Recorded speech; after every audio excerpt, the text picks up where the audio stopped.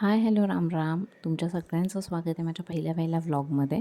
खूप दिवसांपासून व्लॉगिंग सुरू करायचं होतं, पण योग काही जुळून येत नव्हता. तर आज योग जुळवून आणलेला आहे. भर दुपारी व्लॉग सुरू केलेला आहे. तुम्ही पाहू शकताय बाहेर छान कडक ऊन पडलं आहे. तर आज बनवायचे आहेत मला केळीचे वेफर्स. त्याच्यासाठी मी बागेतनं केळी आणलेली आहे. छान ऑर्गॅनिक केळी आहे. त्यानंतर आज आम्हाला भातही काढायचा आहे, तांदूळ काढायचे आहे. त्याच्यासाठी भाताची काही पोती आम्ही बाहेर ठेवली आहेत, काही घरात आहेत. सो बघूया गिरणीवाला येतो आहे का. इकडे कृष्णाची अंघोळ चालली आहे. त्याची आजी त्याची मालिश करते आहे. तोपर्यंत म्हटलं आपण कृष्णासाठी गरम पाणी काढून घेऊया. तर कृष्णाची अंघोळ झाली आहे आणि आता त्याला झोपवायचं आहे. तो एकदा झोपला की आपण वेफर्स करायला मोकळे. सो कृष्णा झोपला आहे आणि आम्ही इकडे केळीचं साल काढायला सुरुवात केलेली आहे. तर मी जसं म्हटलं तसं आमच्या घरची ही ऑर्गॅनिक केळी आहे. तर हिची अगदी जाड अशी साल आहे आणि खायला अतिशय टेस्टी आहे ही केळी.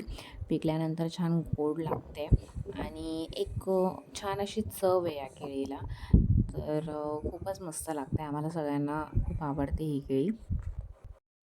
तर आता आम्ही केळीचे वेफर्स बनवायला सुरुवात केली आहे.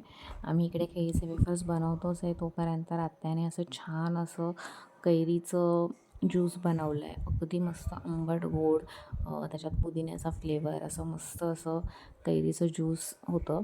त्यानंतर खूप वेळ घरामध्ये गॅसवरती वेफर्स बनवून कंटाळा आला, त्यामुळे आम्ही बाहेर चुलीवरती वेफर्स बनवायचं ठरवलं.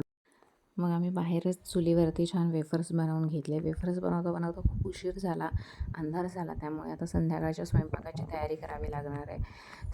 सो आजचा व्लॉग मी इथेच एंड करते. बाहेरचं वातावरण पाहू शकता तुम्ही किती छान झालं आहे. व्हिडिओला लाईक, कमेंट आणि सबस्क्राईब करायला विसरू नका.